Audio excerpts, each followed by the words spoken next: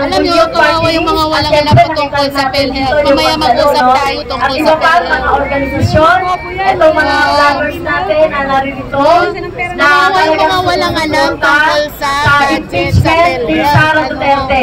Resolve pa tayo na impeach sa Duterte. Yes! Alam niyo po, more than a month na nang mag-endorse tayo ng impeachment ni Sara Duterte sa House of Representatives. At hanggang ngayon ay hindi pa rin siya kumikilos. Tama ba? Hindi pa rin ito na-endorse doon sa Speaker's Office kasi ganito po yung magiging, magiging proseso. Pag na-verify na yung yung impeachment, yung tatlo na. May tatlo na kasi, na impeachment complaint. Ang pinakahuli ay yung December 19. Yung una, December 2, December 4. Ito, kapag ito po ay na-validate na, na-bet na, na-verify na yung impeachment, yung mga impeachment complaints, dapat ito ay dalhin na kay Speaker, ng Secretary General.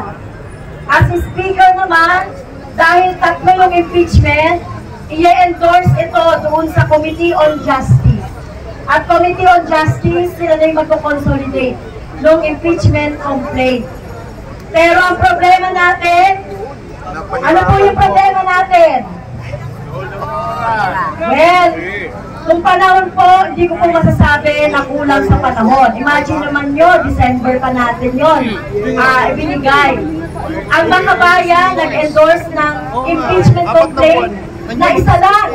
Yung yung isa lang, yung ground or yung impeachment, articles of impeachment.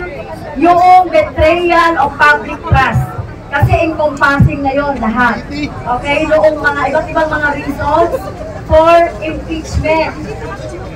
So, nagkakaroon ng problema ang nagkakaroon ng bara. At pasensya na po doon sa mga nasa Davao, ang laki ng budget. Supporter or vloggers. Sorry na po sasabihin ko na lang po honestly yung nararamdaman natin. Ang nagkakaroon po ng problema dahil po doon sa, siyempre, tinitimbang-timbang pa ng Kongreso yung bilang sa Senate kung makakakuha tayo ng na number 2/16 para ma-convict si Sara Duterte doon sa mga allegations sa impeachment. Baka nagtimbang-timbang pa. Ganon din ang ginagawa sa House of Representatives. Kaya lang ang problema natin, hindi naman timing Ang nagpapatingin ko ang isa sa mga factor na nagpapahina sa atin ay yung mga statement ni Presidente. Sorry po kasi sinasabi ni Presidente ay hindi daw napapanahon ang impeachment. Payag pa tayo dito? Ang pagpapalagot ay walang panahon. Sila nga, gumagawa sila ng kasamaan o gumagawa sila ng anomalya sa ating pondo. May panahon ba yan? Every day nagkakaroon ng mga anomalya sa ating gobyerno. So walang panahon yan. Kaya ang pagpapalagot po natin kay Sara Duterte ay wala po sa sinasabing panahon. Kung gugustuhin, talagang mangyayari po itong impeachment na ito. At sana na lang po, sana po ay ang hamon ko po sa ating mga mamamayan. Pumunta po tayo sa lahat ng ating mga binotong mga kongresista. Alam niyo po ba kung sino mga binoto niyong kongresista ngayon? Nalakaw po. Kailangan po natin ng lakas ng mamamayan, ng convincing power ng mamamayan. Anyway, ang boto po nitong mga kongresista na to ay nanggaling sa inyo, tama ba? At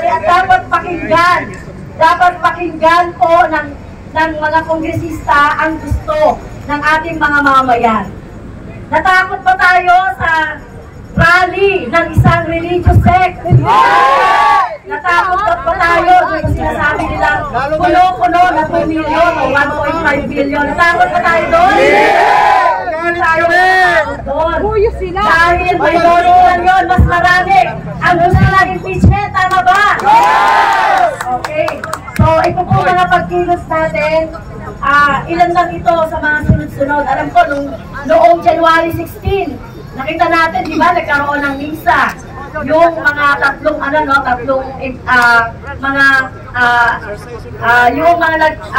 nag-complain o nag-initiate, no? Kaya po, tayo po, magtutuloy-tuloy tayo.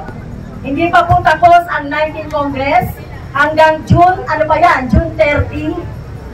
So, halimbawa, June 29, natapos ang Kongreso, pwede lang maipasa doon sa Senate dahil ang Senate naman po, continuing, continuing institution yan. Pinalitan lang natin yung 12 doon, pero diretso pa rin siya. Kaya po, huwag tayong mapapagkinaan ng loob, huwag tayong nasisindak doon sa sinasabing 1.5 billion. Dahil kapag hindi po napanagot si Sara Duterte, ay may involved din ang mga korap sa gobyerno, tama ba? Magpapatuloy ang korupsyon. Habang nagpapatuloy ang korupsyon at hindi na-impeach si Sara, at hindi natin napapanagot ang mga korap sa gobyerno, magpapatuloy ang kahirapan, tama ba? 61% ang nagsasabi na nakararanas ng voluntary hunger, di ba? Nagugutom ang mga bayan. Ang taas ng presyo ng mga bilihin. Kahirapan! Yes, talagang nararamdaman ng mga mamamayan ang kahirapan. Dahil sa korupsyon, tama ba?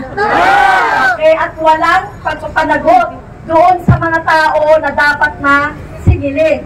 Kaya ang ating hamon kay Presidente Marcos ay dapat niyang sigilin. Kundi siya ay sisigilin natin. No? Dapat ay sigilin ang mga Duterte, si Sara Duterte. Panagutin doon sa ginawa niya sa ating pondo. At siyempre, ang gusto natin ay panagutin niya, ikulong si Duterte. Tama ba? Okay, so sama-sama po tayo hanggang sa tagumpay, hanggang sa makuha po natin na matanggal at ma-impeach si Sara Duterte. Sama-sama ba tayo? Okay, so yun lang po. At muli, magandang hapon sa ating lahat. So maraming salamat po kay Congresswoman Castro na ACT Party List. At this point of time, I'd like to acknowledge the presence of Gabriela Party List Congresswoman or Representative Arlen Rosas.